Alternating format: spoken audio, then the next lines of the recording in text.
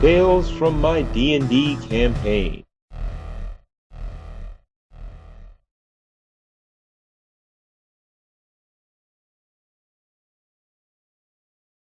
Opening the door was something of an accomplishment for units with no proper hands, but they managed to apply enough force to slide the door up a little, and once started, the mechanism kicked in, a counterweight helping it to rise the rest of the way. Opening it with its PPCs? A huge battle mech just opened the door? Oh no, they're only large. Battle mech. He's not denying it. First, it launches a canister which bursts in a blinding flash. Draven and Mora, make a will save. What? Make an easy will save. Who's shooting me with a will save? Who's got 2 racks of SRMs and no thumbs? This guy. Draven saves while Mora, who also has a very solid will saves, is blinded by the glitter dust round. Then the second new golem targets Black and Liz with an incendiary round. Glad it didn't hit me with that. I'll take fairy sprinkles over that any day. Now, actually, that's probably the least effective. Yes, with fire resistance 30, it doesn't actually do enough to harm you guys. It's safe for half, but there's no point. Liz is weirded out. She's not used to being immune to a fiery maelstrom.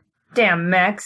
However, at the end of the new golem's turns, a ray from one laser designates Draven as a touch attack, giving him 3 Polaron charges. It's got a hard-on for you. I'm not the one who smashed the thing! Black, the other one designates you for 3 charges, though it almost missed your touch AC because of the +5 that your Ring of Sloth gives against the first touch attack in any battle. I sound lance this guy for 27. Try and finish him. That puts it well past bloodied. If it hits you, it'll probably die. Yeah. I'm 5 foot closer. Liz runs up and attacks the sphere. She does decent damage, but it's not quite enough. What did she use? Mountain Hammer? Actually, she didn't use anything. Hold on. Liz isn't that dumb, even if I am. With her not being played stupidly, she gets another 2d6 from Mountain Hammer and is dead. Woo! So that was actually very useful of Liz. Next up, the sphere. Except it's dead. Blind and unable to target anything, Mora activates her Amulet of the Disc, floating up to the ceiling to avoid any hand-to-hand, and hope the Force Disc could provide cover against any ranged attacks. Angel full attacks one of the new golems. 2 hits, total of 36. Some physical, some cold, some fire. Yep, he takes all your funky damage. Which one lasered Draven? That one. That one must die. Decisions. I'm going to hit this guy with Rallying Strike. 27? Nope, that's a miss. Again. AC 29. That's pathetic. Even like a 7 would have been enough. Would have healed everyone in 30 feet for 20 hit points. One of the basic golems interposes itself to protect these obviously ranged ones. Next up is Draven, then the artillery golems. Artillery golems? You could fireball them. My wand of fireball is trash. I'm gonna scrap it. I orb the damaged one for 29, then back off around the corner. Shoot some dust at you once, then you're running? Just around the corner. I can pop back in next round. Well, Draven's broken line of sight, but at the start of its turn, the one that targeted Black fires its artillery beam. It hits you for 4d6, plus triggers your Polaron charges. So 14 plus 3 10 damage charges. Take 44, minus 5 from your armor's electrical resist. Does it get to attack, too? Yep, that happened automatically. At the end of their turn, they designate someone with the ray. At the beginning of their turn, it hits you with the laser-guided death laser. That seems a little redundant. You'd think so, but you'd be wrong. Forgot how damaging those charges are. You can use the rod to remove them. I'm gonna have to. Then it plants itself in place and launches 3 successive incendiary rounds, hitting this area. Wait, they're targeting me? Indirect fire, 15-foot radius? The question is if 3 rounds can penetrate your fire resist. The 3 attacks combined to count as a single attack for 12d6 fire damage, because I said so. But it's 100% fire damage, and they still have fire resistance 30. Ha! 31, bitch! You take 1 damage. I'm offended. The other one also uses its full attack to triple incendiary, because that's their go-to anti-infantry move, but this time it fails to deal enough damage to overcome the mass resist spell. Then the artillery golems designate Black again and Liz, giving them each 3 new Polaron charges. 2 can play that game. I cast Blistering Radiance, right on top of myself. Most of them are shut down. They can't dodge anything. Yeah, the little guys are probably gonna die soon. No, they're pretty toast. Their minion evasion and stuff doesn't apply when they're disabled. How long is Mora blind for? Like a minute. Oh, so she's out of the fight. She can heal herself. It's touch range. We can come to her. I'll use my ring to drop a wall right in front of Black. Laser that. They probably will. Liz was about to move to break line of sight, because she saw that laser was bad. But she's getting used to their weird powers now, so she moves up behind the wall of force, too.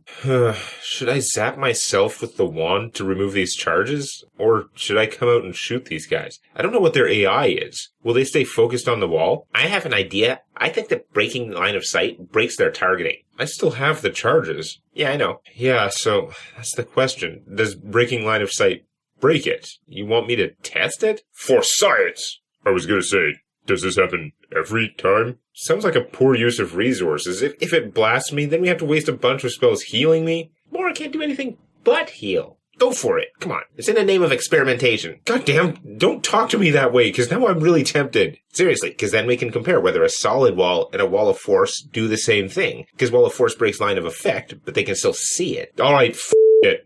Using the corner for cover as much as possible, I'll orb of force again. For science. You targeting the damaged one, or the one that hit you? Damaged, clearly. Revenge isn't really Draven's thing. Take 40. It's way past bloodied. And you'll be happy to know that you don't automatically get blasted. For 4d6 plus 30 damage. Wow, that's a lot.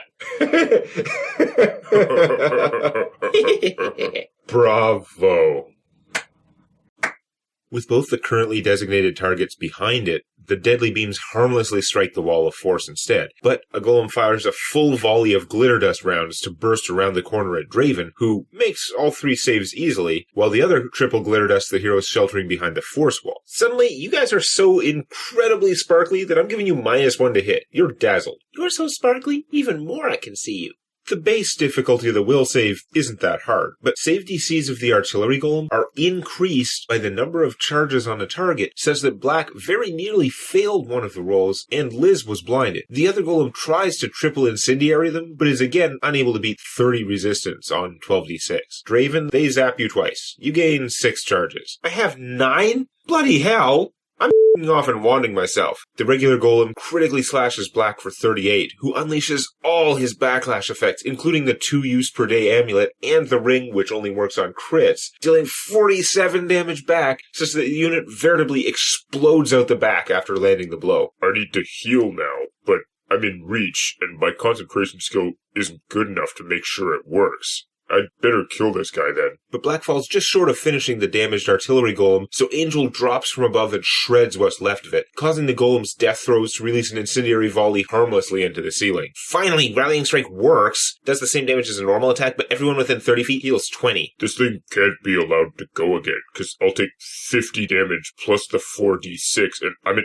49. Black wasn't targeted this round. He still has the charges. Yeah, but they both targeted Draven this time, and I have to stay out of line of sight, because I take 100 damage. But if you do, it shouldn't be able to laser anything this round at all, as far as we know. Oh, that's right. Then Black should be okay. We think.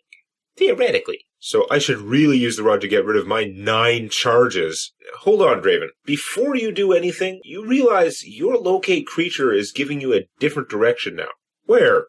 The damaged magma sifter on the floor, the one that had skidded in before they got here to block the door from closing, jerks into action, half flying, half skidding back down the hall, looking to jump the low gnome-height railing of the enclosed bridge. What?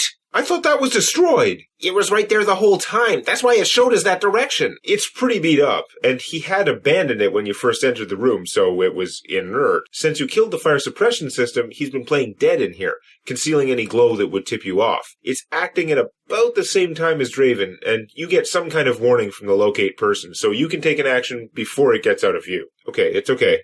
Oh, but it's gonna dampen my spell again.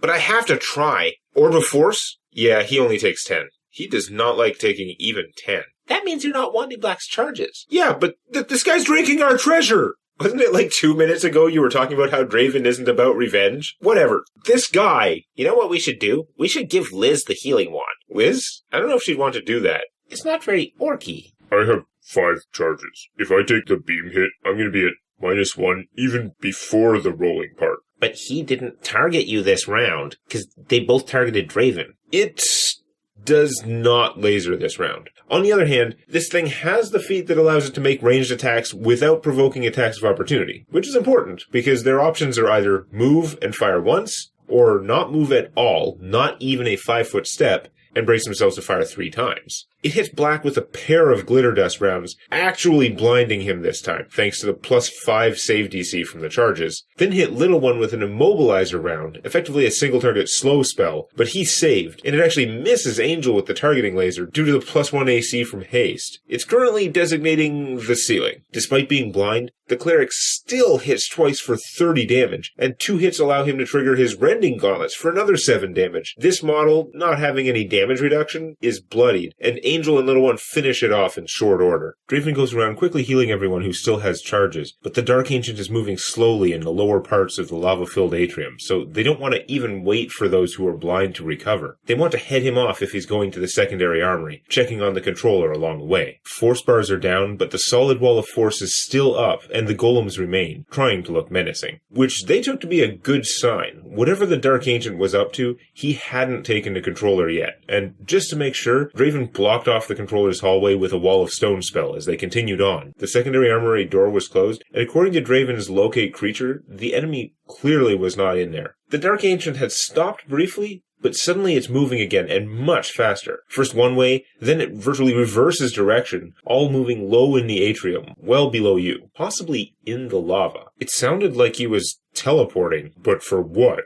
If he's going down, he must be heading for the core. I don't know, but if there aren't any more bodies around him, we'll have to lock him down with the dimensional anchor so we can finish him. I have a dagger. I have a scroll. Whatever the case, he was moving pretty fast, but then stopped again, near the center of everything, but much lower down now, as they returned to the huge, heavy door of the core cylinder. I only got a 36 to open it. 36 will do it, since the controller isn't actively hosing you this time. The door opens up to reveal a big round room. Just an empty room, 40-foot diameter. Is Alpha in here? Nope, he's further down. Again, you only get a vector, so you can't really judge the distance, but he's definitely downward, and not straight down, like off in this direction. I thought this was the lowest part of the facility. It should be. This was the lowest walkway, and the only thing below this is the cylinder in front of you and the square pool of lava. Start searching around. Search everything. Searching. The controls are fairly well concealed, but Angel easily finds them. They don't seem like door controls. Out of the way. Yep, you're like going down. It appears to be an elevator. What, this whole space? It's all an elevator, and it clearly doesn't go up. The floor of the room begins descending, and after about 30 feet, doors slide in place, closing the shaft off at the top, but it keeps going down. Very poorly lit, with only the emergency lighting. I'll light up my mace. Pretty soon, it becomes clear that you are lower than the surface of the lake of lava as you continue to descend the dark cylinder. Emergency power barely sustained. The entity has taken control of the Strategic Withdrawal Unit. What is the Strategic Withdrawal Unit? A unit designed to be used if the controller were in danger of being compromised for a strategic withdrawal. An escape pod? Essentially. How big is it? It's sizable. My power level's extremely low. If only someone hadn't destroyed that power source. If necessary, units in the secondary armory are able to function independently from facility power. However, they're ill-equipped to combat the entity. Can he be stopped? Its goal is uncertain. However, Strategic Withdrawal Unit has backup connections for some of my control circuits. Activating the portal. He's activating the portal? God damn it. What is this guy trying to do? Does the portal require power? Portal is constructed at the polar nexus, the greatest known confluence of volcanic ley lines. Once activated, it is self-sustaining. Let me guess. You can't shut it off from where you are. The unit's backup control circuits are duplicates of my own. Due to closer proximity, it will be able to overwhelm my commands. Okay, from now on, I won't break things. Oh yeah, can we put a countdown on that? Can you get us there faster? Alright, blast a hole in the elevator floor. We'll fly down. It's still going down. Yeah, but we can fly faster. Just blast it open and let's go. I won't break things anymore. 10, 9, I mean important 8, things. 7, break the floor! That's hilarious. I'll see if I can make it go faster. Mora will help. They do hotwire it, increasing the speed briefly, but they've already descended almost 300 feet. Any blindness has worn off. They've done all the healing and recast all their medium duration buffs, but at 330 feet below the starting point, automatic braking initiates, slowing it to a stop 350 feet below the last bridge, though the additional speed gives them a bit of a bump. As soon as they glimpse the room, though, they whip out the short-duration buffs, like Mora's Haste, and Black recasting Fell the Greatest Foe on Angel. 350 feet? How did he get down here so fast? He didn't use the elevator. Dimension Door? The strategic withdrawal unit can be launched several directions from its hangar, to the atrium, down to the core, or up to the surface. The room is 50 feet high, 100 feet wide, and pretty damn long.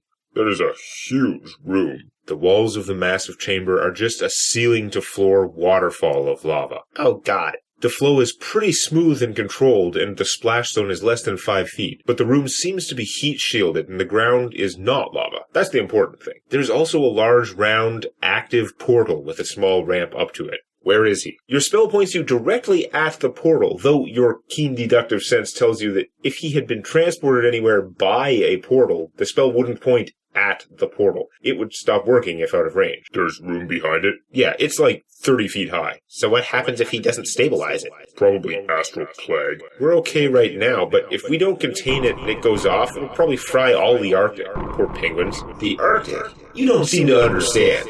This is the polar nexus, the most powerful nexus the Atari has ever discovered. These ley lines travel all across the continent. It'll split the world in two? Unfortunately, it took so long to finally get down here that we've missed the volcanic maxima by a couple days. There should still be enough energy to irradiate most of the continent. At least the northern half. Don't worry, guys. He's monologuing. We've got this.